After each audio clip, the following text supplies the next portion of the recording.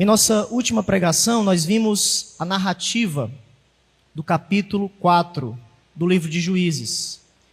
A libertação do Senhor perante os cananeus.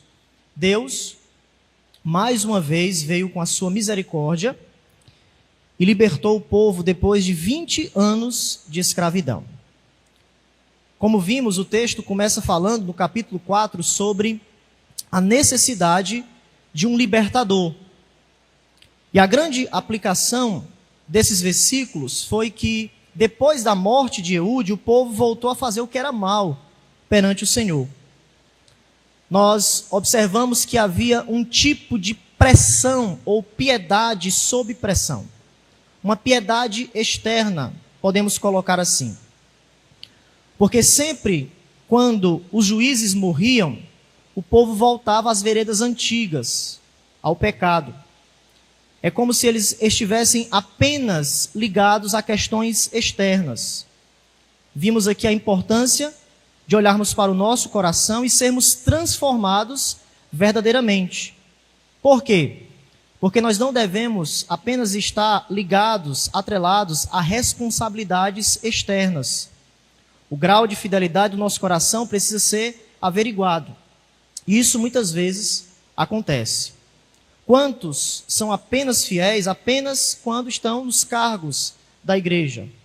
Depois que perdem ou deixam certas coisas na igreja, começam a fracassar em sua fidelidade a Deus. Só bastou Eude, um juiz, morrer, que Israel mais uma vez voltou ao pecado. Mostrou as suas cores, mostrou as suas garras. Então a necessidade de um libertador nos coloca em Jesus Cristo, pois somente Ele, o nosso libertador e redentor, pode de fato alterar, transformar o grau de fidelidade de nossas vidas. A segunda questão do capítulo 4 que vimos foi a importância de Débora. Ela foi a única mulher a julgar a Israel. De todos os juízes, ela foi a mais piedosa.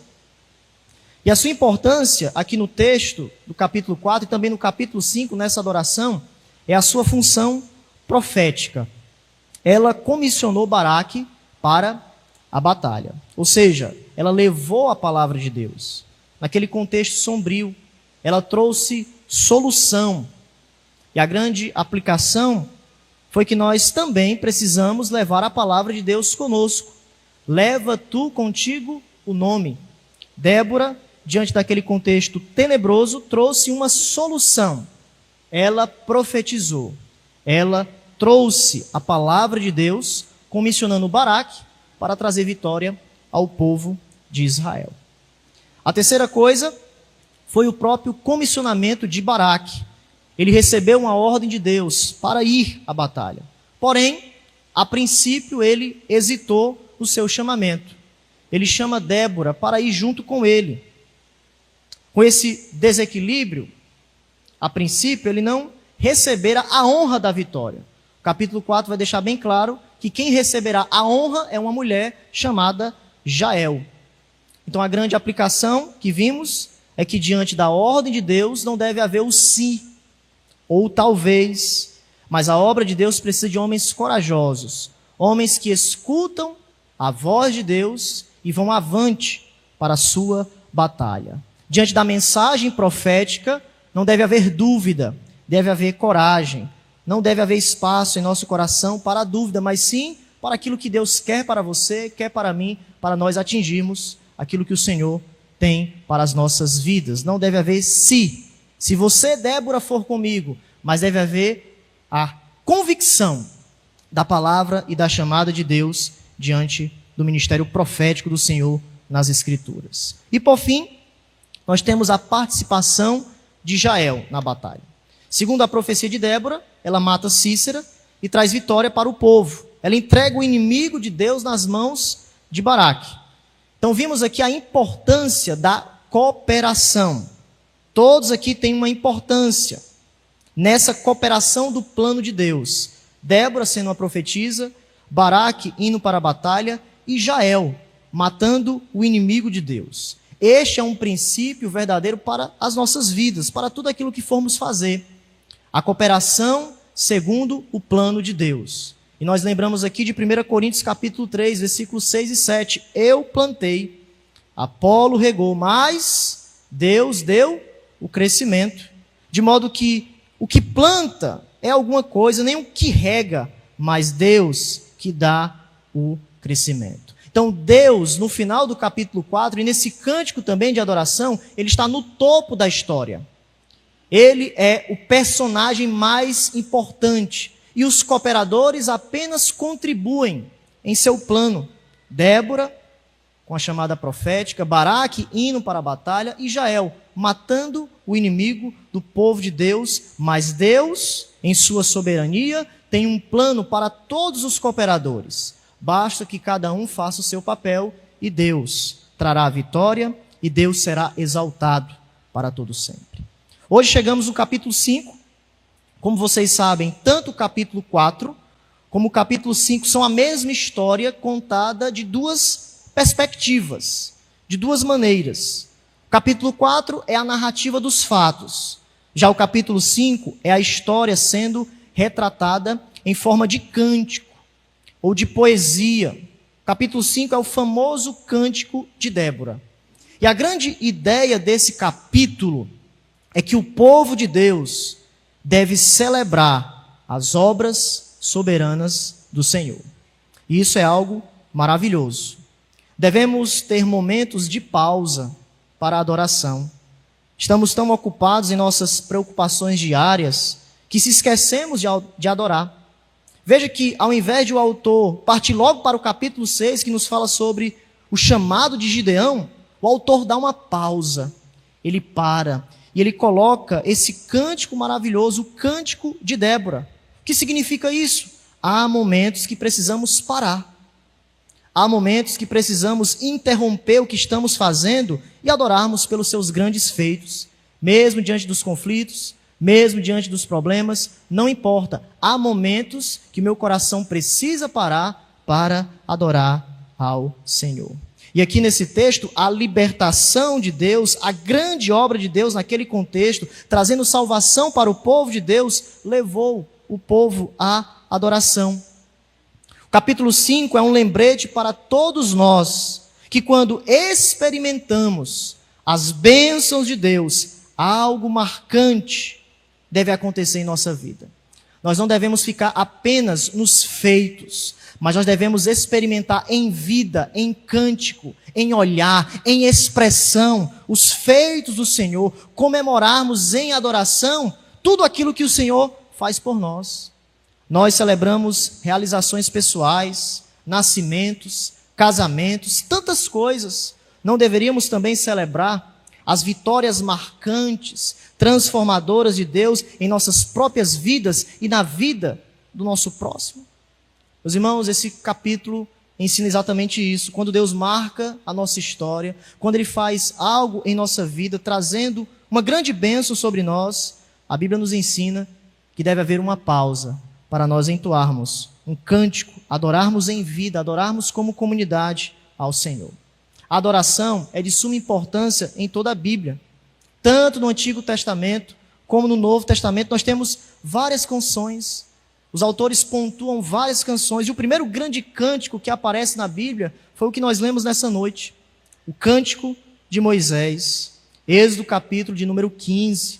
Depois de Deus libertar o povo diante da escravidão, aquela grande obra, Deus abrindo o mar, o povo expressa isso de maneira vívida, com uma canção maravilhosa. Moisés entoando um cântico sobre a manifestação poderosa de Deus. O povo celebra aquele dia. O povo não somente se alegra, o povo não somente contempla, viu Faraó e todos os seus cavaleiros caindo perante eles, mas eles celebram aquela libertação em forma de cântico. No meio das Escrituras, nós temos o livro de Salmos, o inário do povo de Deus do Antigo Testamento. 150 canções que retratam a experiência, momentos de angústia, momentos de felicidade, momentos de fraqueza, peregrinações diante de muitas dificuldades, mas o povo sempre orando e cantando ao Senhor. O livro de Salmos é tão marcante para o povo de Deus, que no Novo Testamento, depois da grande ceia do Senhor, Mateus 26:30 nos diz que depois de terem cantado um hino, saíram para o Monte das Oliveiras. Tudo indica que Jesus cantou algum salmo, trazendo aquele contexto vívido para eles. No momento da grande ceia, eles entoam cânticos ao Senhor, uma forma de comemorar, uma forma de engrandecer ao Senhor através da sua vida, da expressão que Deus coloca sobre os nossos corações. Efésios capítulo 5, versículo 18 e 19 nos afirma que quando cantamos ao Senhor, isso é um sinal de que nós estamos cheios do Espírito Santo.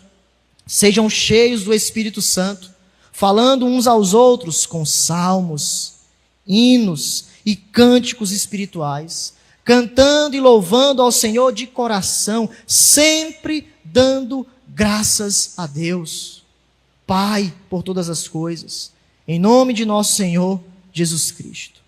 Portanto, os verdadeiros adoradores devem ter uma vida marcada pela presença do Espírito Santo. O Espírito Santo deve nos encher ao ponto de nós cantarmos em vida e em verdade todas as bênçãos e todas as dádivas que o Senhor nos outorga. Por quê? Porque a adoração é o meio de nós estarmos ligados a Deus em manifestação, em algo que Ele faz em nossa vida. Portanto, o que nós podemos aprender com esse cântico de vitória? Capítulo 5 de Juízes. Como esse cântico pode moldar a nossa adoração. Nessa noite nós iremos observar apenas um ponto, nos versículos 3 ao 5, que é a vinda do Senhor. O cântico de Débora nos ensina a visão da presença de Deus. Nos versículos 3 ao 5, ela retrata a vinda de Deus, ou seja, Deus é ativo em nossos relacionamentos.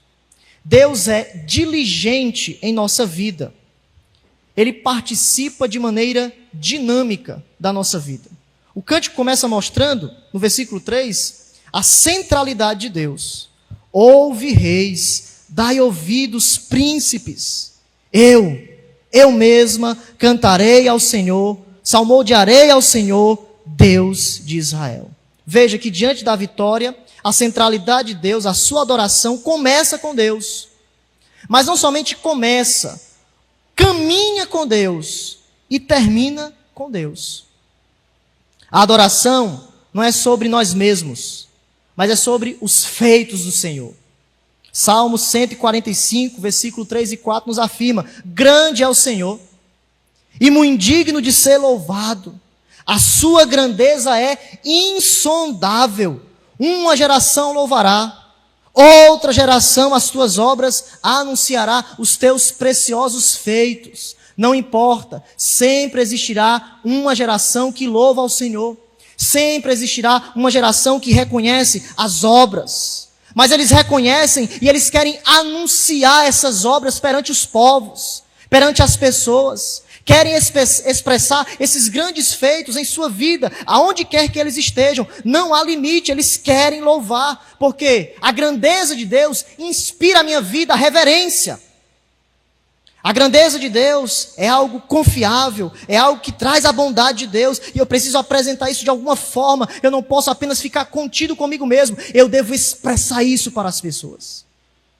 Porque Deus é muito digno de ser louvado. A sua grandeza é insondável. Não tem limite. Por isso, não tem como nós ficarmos somente conosco. Nós precisamos extravasar as grandes bênçãos de Deus em adoração. Então veja, a grande missão da igreja é proclamar os feitos do Senhor. Apesar de nós sempre focarmos em sermos uma igreja missionária, ide, essa exortação, ide, não devemos esquecer que as missões existem porque há locais que Deus não é adorado. As missões não são o alvo fundamental da igreja, a adoração sim. As missões existem porque não há adoração. A adoração é fundamental, não as missões, porque Deus é essencial, não o homem. Quando as missões se encerrarem com a volta de Jesus, não haverá mais missões, mas a adoração continuará. A adoração perdurará, porque a missão é temporária, mas a adoração é eterna. Deus nos criou para Ele mesmo, e Deus nos criou para que nós o adoremos, para que cada um de nós nos alegremos nele. Então, a adoração é um meio gracioso de Deus, é uma forma de nós engrandecermos o seu precioso nome, é a maneira de nos sentirmos completos nele. É somente Deus, meus irmãos, que pode trazer o verdadeiro propósito da nossa vida. E nessa noite, cada um de nós precisamos estar satisfeitos nele, adorarmos aquele que é digno de ser louvado. Então, centralidade de Deus é a primeira coisa que nós precisamos observar quando nós falamos sobre a presença de Deus, a vinda de Deus. Não devemos esquecer que a nossa vida, o nosso coração, precisa estar centralizado nele. E é isso que Débora vai focar nos versículos 4 e 5. Eu colocaria aqui presença de Deus, mas também a vinda, para nós sermos marcados com essa presença. Veja que o autor de Juízes afirma, presta atenção, versículo 4, saindo tu, ó Senhor, de Seir, marchando, desde o campo de Edom, a terra estremeceu. Os céus gotejaram, sim, até as nuvens gotejaram águas. A providência de Deus é tão maravilhosa que está caindo uma chuva sobre nós para relembrar esse acontecimento de Deus, a vinda de Deus como uma chuva. Que foi isso que aconteceu naquele contexto. Diante dos inimigos que tinham carros de guerra, eles não tinham outra saída, mas Deus derramou uma grande chuva e os carros se atolaram. E Cícera fugiu. Uma grande tempestade, os céus gotejaram. Um pequeno dilúvio veio sobre eles. Os montes vacilaram diante do Senhor, e até o Sinai diante do Senhor, Deus de Israel. Débora, em seu cântico, afirma, veja, até o Sinai diante do Senhor, Deus de Israel, o mesmo Deus que operou no Mar Vermelho, Êxodo capítulo de número 14, capítulo 15. Aquele que veio no Monte Sinai com trovões, relâmpagos, colocando a sua aliança para Moisés, demonstrando o seu amor pelo povo de Deus, foi o mesmo Deus que veio naquele momento. Foi o mesmo Deus que batalhou por eles naquele contexto, quando derramou a sua chuva. Capítulo 4, versículo 14 e 15, veja. Então disse Débora a Baraque, dispõe-te, vai, porque este é o dia em que o Senhor entregou a Cícera nas tuas mãos. Porventura o Senhor não saiu adiante de ti? Baraque, pois, desceu no monte Tabor, e 10.000 homens após ele. E o Senhor derrotou a Cícera, e todos os seus carros, e todo o seu exército a fio de espada diante de Baraque. E Cícera saltou do carro e fugiu a pé. A providência de Deus, diante daquele contexto, onde eles não tinham como vencer aqueles inimigos, foi Deus manifestando a sua criação, e os inimigos sendo colocados por terra. Débora está nos dizendo, meus irmãos, que Deus não está preso a um único acontecimento. Mas à medida que o povo se move, é Deus se movendo. Ele libertou o povo, ele entregou a lei, Deus ajudou o povo em todas as suas batalhas, e mais uma vez, Débora está refletindo isso, adorando essa libertação, e dizendo, mais uma vez, Deus veio sobre nós. A presença de Deus foi manifestada no Monte Tabor. Deus entregou os nossos inimigos em nossas mãos. O que isso significa? Deus não está parado no tempo, mas Ele está além do tempo. Ele constrói a nossa história, segundo a sua soberania.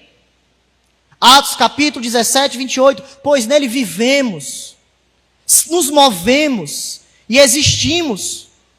Então Deus vai adiante do seu povo, e isso é algo consolador, meus irmãos, em todas as nossas batalhas. Devemos nessa noite recuperar a nossa visão, a visão vívida de que Deus está presente. Não esqueça, Deus é pessoal. Deus não é concreto. Ele não ficou apenas no Sinai, mas Deus se moveu no Monte Tabor. Deus se moveu naquele contexto do povo de Israel. O texto diz, ele está marchando para batalhar. Ele está marchando para resgatar o seu povo novamente, trazer o seu povo para a sua aliança. Deus batalha por nós. A vinda de Deus. E a primeira aplicação, Débora nos mostra que a vinda de Deus se dá em momentos de desesperança. Débora nos mostra que a vinda de Deus, a presença de Deus, se move, se dá em momentos de desesperança. Veja os versículos 6 ao 8. Nos dias de Sangá, filho de Anate, nos dias de Jael, cessaram as caravanas. Os viajantes tomavam desvios tortuosos. Ficaram desertas as aldeias em Israel. Repousaram até que eu, Débora, me levantei-me por mãe em Israel.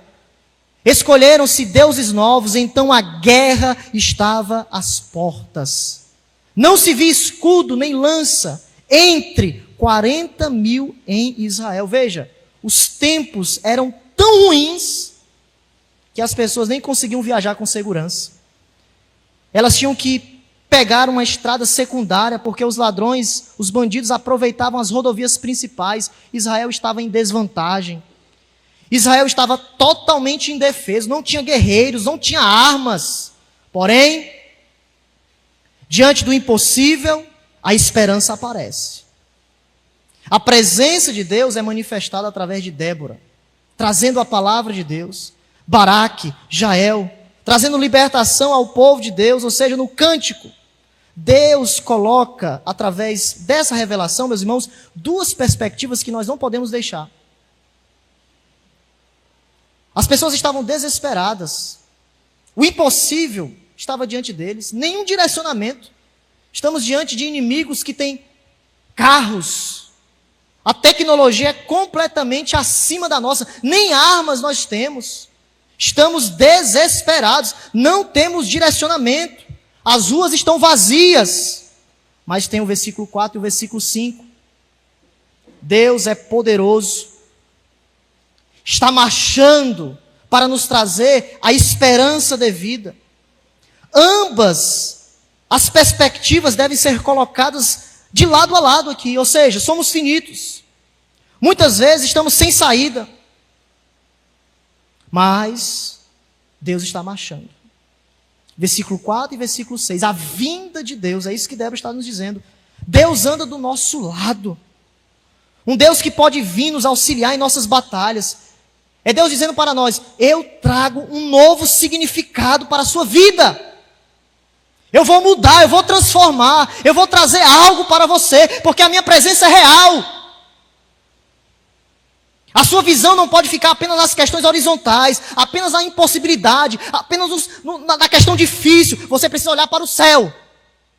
E você precisa fazer como Débora. Ó Deus, marcha. Ó Deus, vem sobre nós. Da mesma forma que o Senhor veio no Sinai, derramou todas as coisas, vem sobre a minha vida. Porque o Senhor é meu socorro. O Senhor é minha luz. O Senhor é meu escudo. Então não olhe apenas para os versículos 6 e 8. Não olhe apenas para os problemas. Apenas para as questões horizontais. Olhe também para a providência de Deus. Olhe para a sua onipotente mão. É isso que o cântico quer nos mostrar. Deus vindo sobre nós. Deus coordenando a nossa história. Deus presente. Deus presente. Veja que o apóstolo Paulo tem essa mesma percepção em 2 Coríntios. 2 Coríntios capítulo 1, versículo 8 e 9. 2 Coríntios, capítulo 1, versículo 8 e 9, preste atenção, coloque o seu coração nas escrituras, veja o que o apóstolo Paulo nos ensina sobre essa grande verdade das nossas tribulações. Não devemos perder de vista que em nossas aflições, mesmo quando estamos sendo esmagados, oprimidos, Deus nos dará a capacidade de suportar.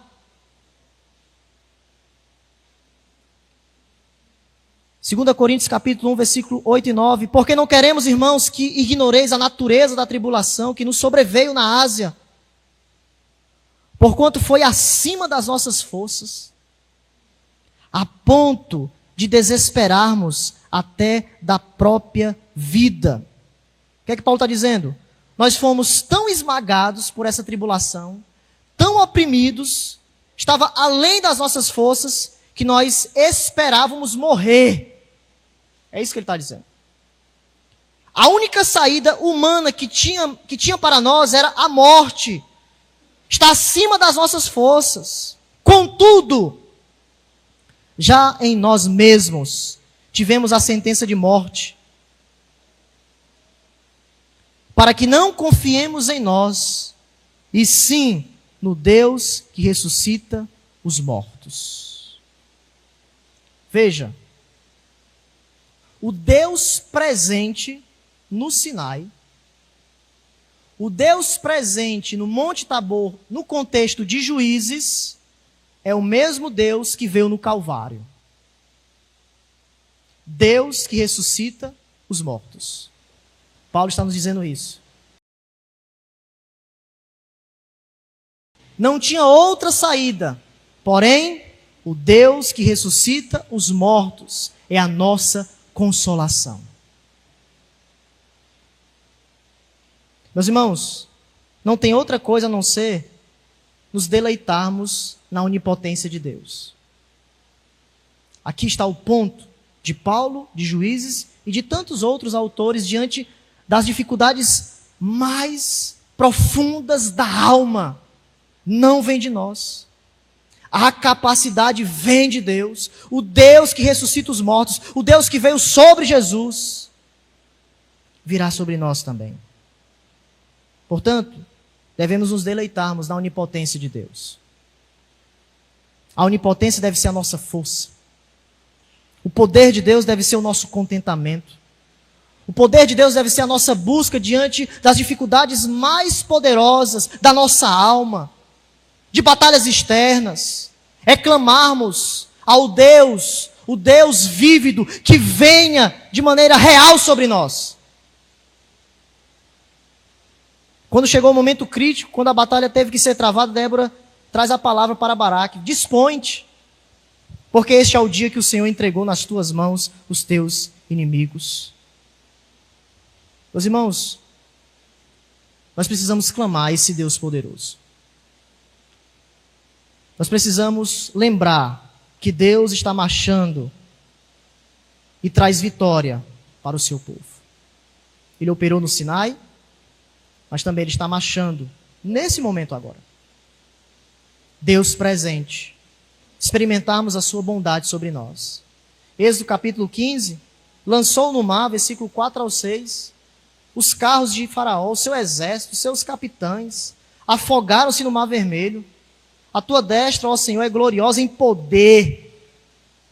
Veja como Moisés, ele retrata isso. Foi o poder, foi a destra do Senhor. Deus despedaça os nossos inimigos.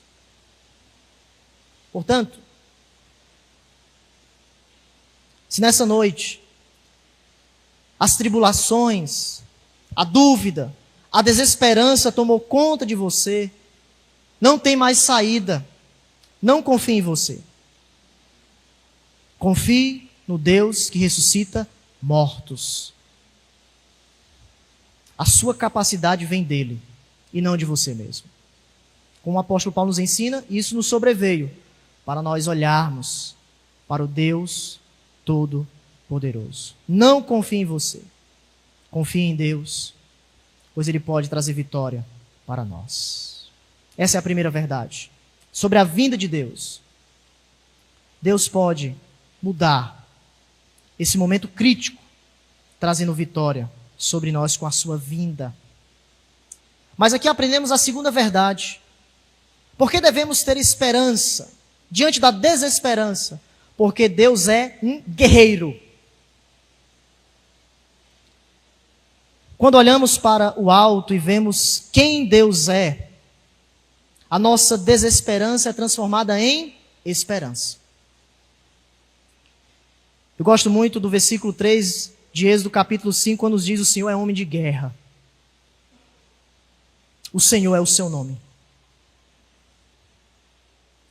E aqui é interessante como nós nos sentimos diante dessa descrição. Para alguns é um constrangimento falar que Deus é um guerreiro, que Ele destrói os nossos inimigos. Felizmente essa linguagem tem saído do nosso vocabulário.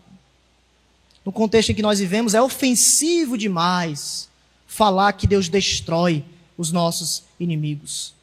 Porém, a Bíblia não tem nenhum problema em falar sobre o nosso comandante. Estamos em uma batalha espiritual e somos os seus soldados, alistados para a guerra. Efésios capítulo 6 vai nos dizer que nós temos ou devemos nos revestir de uma armadura espiritual. Os grandes hinos da história da igreja também refletiram essa verdade. Castelo forte, uma batalha ferrenha que nós estamos enfrentando. Mas eu também me lembro nessa noite de um grande cântico que todos nós conhecemos do nosso cenário, 475, lutar. A primeira estrofe vai nos dizer: vamos batalhar, juntos pelejar, todos guerrear, vamos já. O inimigo que com as hostes vem, tão feroz e mau, quem vencerá? Vamos, crentes, vamos já avantes, firmes sempre contra Satanás. Jesus Cristo é o nosso comandante. Vai conosco, o general capaz. Eu gosto dessa última expressão, general capaz. Por quê? Porque ele remete, ou Deus está falando sobre a sua capacidade. No final, meus irmãos, é Ele que conhece todas as nossas batalhas. E por isso nós devemos entregar tudo a Ele.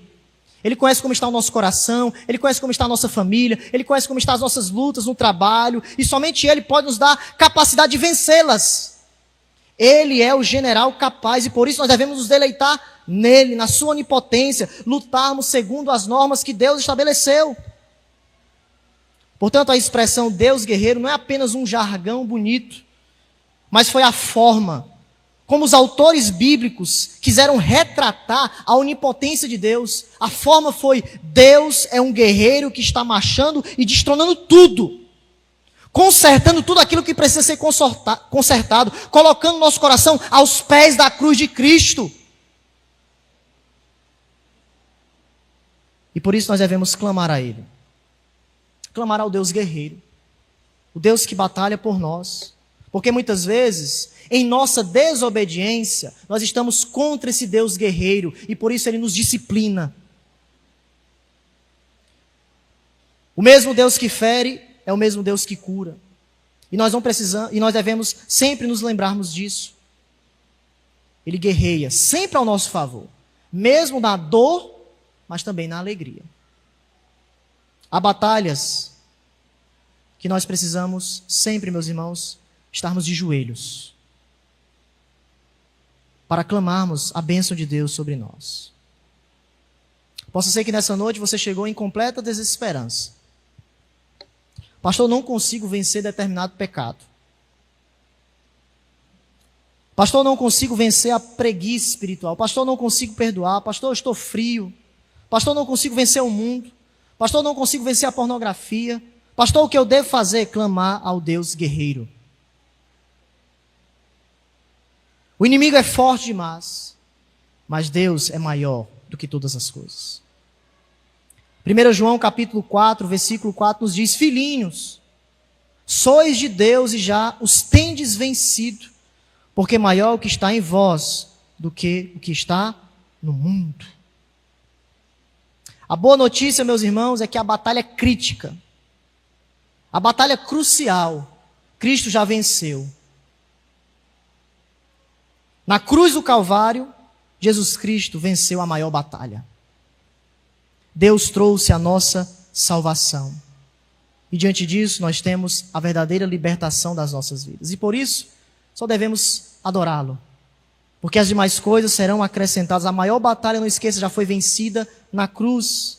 Colossenses capítulo 2, versículo 13 ao 15. E a vós outros que estáveis mortos pelas vossas transgressões, na incircuncisão da vossa carne, Deus vos deu vida juntamente com Ele, perdoando todos os nossos delitos, tendo cancelado o escrito de dívida que era contra nós, que constava de ordenanças, o qual nos era prejudicial, removeu inteiramente, encravando na cruz.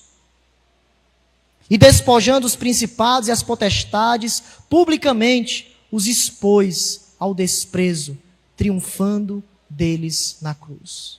A maior batalha já foi vencida. E por isso nós devemos nos alegrar nessa noite. O capitão, que conhece os nossos corações, transformou o nosso coração de pedra e colocou um coração de carne, que adora ao Senhor, reconhece a sua soberania, reconhece Cristo Jesus para todo sempre. Se porventura nessa noite você ainda não foi colocado em Cristo, a palavra de Deus é: clame a vinda de Deus sobre o seu coração. Peça que o Deus guerreiro lhe prepare para Cristo Jesus, para que Ele traga um coração novo em sua vida, para que você possa perceber as grandezas da grandiosa redenção que nós temos em Cristo Jesus.